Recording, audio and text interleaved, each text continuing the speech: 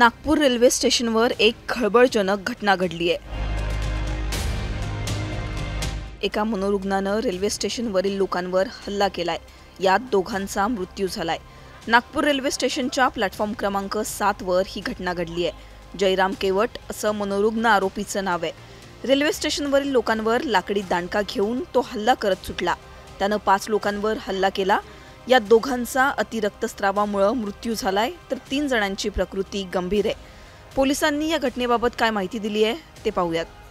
आज सकाळी 3:15 वाजताच्या सुमारास एक आरोपी नामे जयराम केवट याने लाकडी पाटीने जे प्लॅटफॉर्म क्रमांक 7 वर प्रवासी अथवा बेगर जे झोपले होते त्यांना मारायला सुरुवात केली। त्याच्या मारहाणीमध्ये 2 प्रवासी मयत झालेले असून 2 जखमी झालेले आहेत। त्यांचा उपचार मेयो हॉस्पिटल येथे सुरू आहे।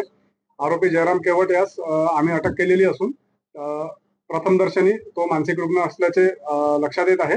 तरी पुढील तपास सुरू आहे। तो नागपूरचा होता याबद्दल काही माहिती कळली? तो आरोपी उत्तर प्रदेशचा होता, सीतापूर।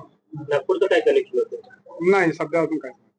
त्याच्यासोबत जो होता तो कोण होता? त्याच्यासोबत जो होता तो आम्हाला सीसीटीव्ही फुटेज वरून संशयित वाटला होता, परंतु त्याला पण त्यांनी शिवीगाळ केलेला होता। शिवीगाळ केल्यामुळे त्यांचा तो वाद सुरू होता, शाब्दिक वाद। त्याच्याकडे पण चौकशी सुरू आहे। तो सध्या पोलीस स्टेशन। आरोपी नेमकं ते पुढे चालला होता, आला होता, काय होता याच्याबद्दल आरोपी हा थोडा मानसिक रुग्ण वाटत असल्यामुळे त्याबद्दल त्याच्याकडे डिटेल आम्हाला तो सांगून नाही राहिलेला। तरी आम्ही डॉक्टरांचा सल्ला घेऊन त्याच्याकडे विचारपूस करू। दरम्यान पोलीस स्टेशनमध्ये आणल्यानंतरही हा आरोपी हिंसक वर्तन करत होता। त्याने पोलिसांवरही हल्ल्याचा प्रयत्न केला। आरोपीला पोलिसांनी अटक केली असली तरी आता या घटनेमुळे नागपुरात दहशतीचं वातावरण निर्माण झालंय।